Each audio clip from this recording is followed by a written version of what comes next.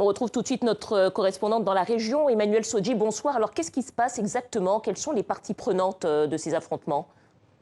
Alors écoutez, j'ai passé toute la journée à Savé et pendant tout ce temps, il y a eu des échanges de tirs entre militaires et civils armés.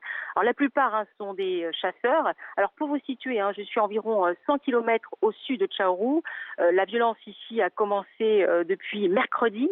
Aux alentours de 17 heures, les populations avaient érigé des barricades. Alors au départ, les populations cherchaient à bloquer le passage des militaires qui se rendaient à Tchaourou, plus au nord, donc dans la ville natale de l'ancien président Thomas Boniaï, en renfort. Alors jeudi, hier, il y aurait eu à Savé, selon nos sources, donc des blessés parmi les civils et les militaires. D'autres parlent d'un mort, un mécanicien, mais on ne peut pas encore confirmer cette information qui circule ici à Savé. Et puis ce vendredi encore, je vous le disais tout à l'heure, il y a eu des échanges de tirs toute la journée.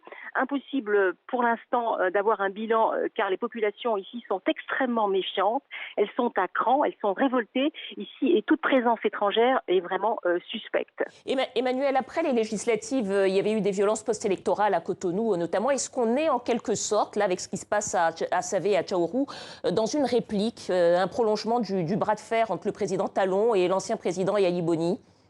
Écoutez, ici, c'est plutôt un mouvement spontané, parce que les populations dans la région se sont au départ levées parce que des militaires ont, dans la nuit de dimanche à lundi, arrêté un jeune présumé impliqué dans les violences le jour des législatives le 28 avril dernier. Et puis, les populations ont eu vent de l'existence d'une liste de personnes censées être arrêtées.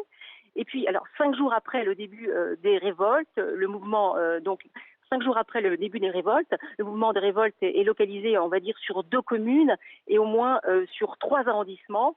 Les insurgés demandent aujourd'hui la libération de toutes les personnes arrêtées depuis les élections législatives. Elles demandent aussi la libération de l'ancien président Yahi Boni, qui, vous le savez, est en résidence surveillée à Cotonou depuis début mai. Et puis pour info, sachez que 2 anciens présidents, John Kufuor du Ghana et puis Olusegun Obasanjo du Nigeria, ont demandé hier jeudi la libération immédiate de l'ancien président béninois pour que Thomas Boniaï, malade, soit soigné à l'étranger. Merci Emmanuelle Sodji, correspondante au Bénin. Merci à vous.